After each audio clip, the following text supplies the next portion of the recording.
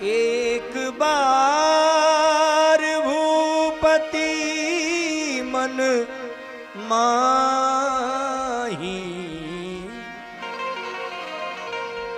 भई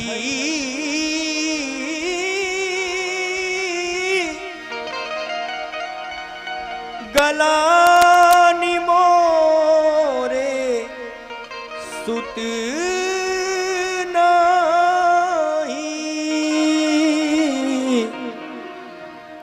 भई गलानी मोरे सुतना।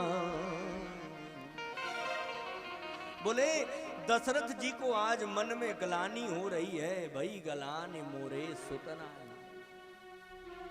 इस पंक्ति को समझते हैं कि दशरथ जी की उम्र आज कितनी है? बोले 60,000 वर्ष।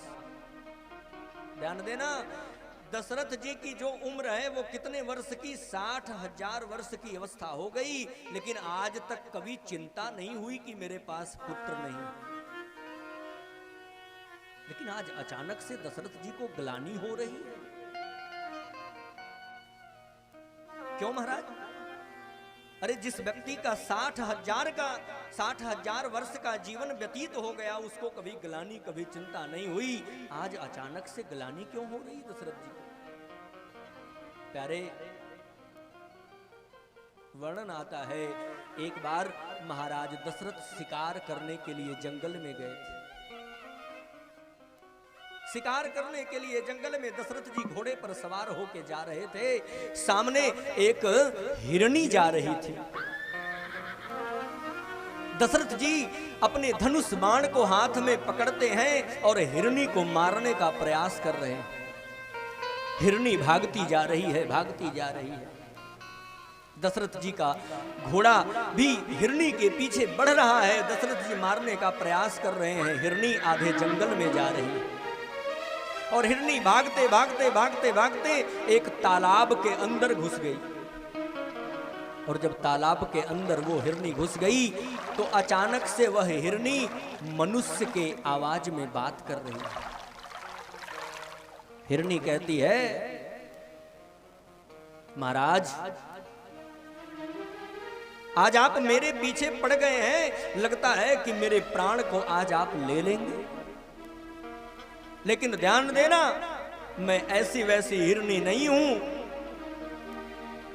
हमने पहले तो अपने जान को बचाने के लाखों प्रयत्न किए, लेकिन अब लगता है कि आप मार देंगे, तो आपके हाथ से मरने से अच्छा है कि मैं इसी जल में प्राण त्याग दूंगी, आपके हाथ से नहीं मरूंगी। दशरथ जी ने पूछा कि क्यों? हिरनी ने कहा कि महाराज आप निर्वंशी ठाकुर हैं, जिस निर्वंशी ठाकुर के यहाँ कोई पुत्र नहीं हुआ आज तक, उस निर्वंशी के हाथ से मरने से अच्छा है कि मैं इसी जल में अपने नाक रगड़ रगड़ के प्राण त्याग दूंगी, लेकिन आपके हाथ से मैं मरना पसंद नहीं करूंगा।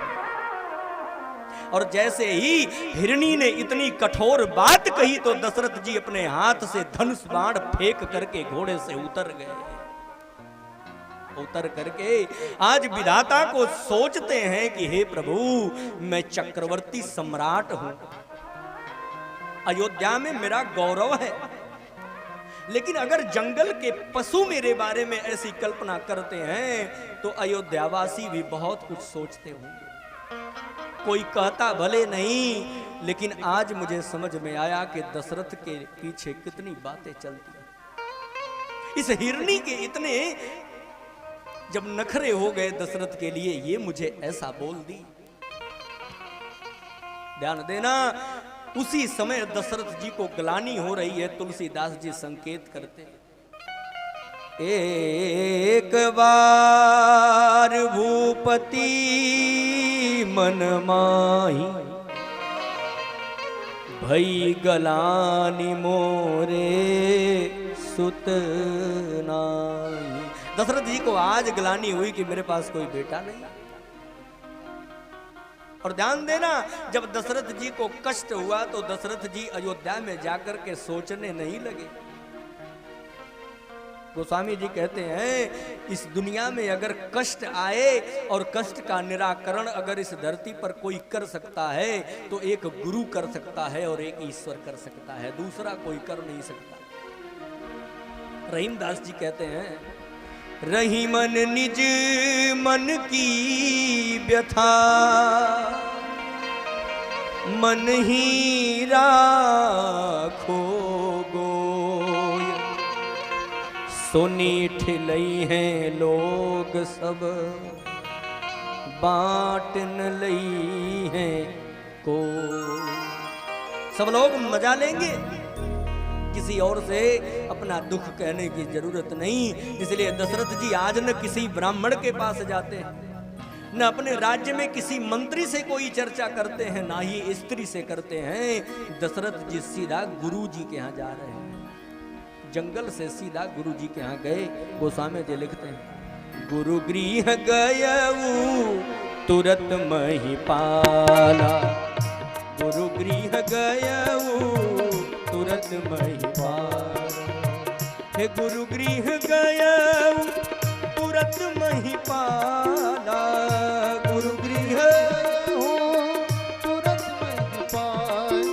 और जब गुरुदेव भगवान की कुटिया में दशरथ जी पहुंचते हैं तो साष्टांग दंडवत किया।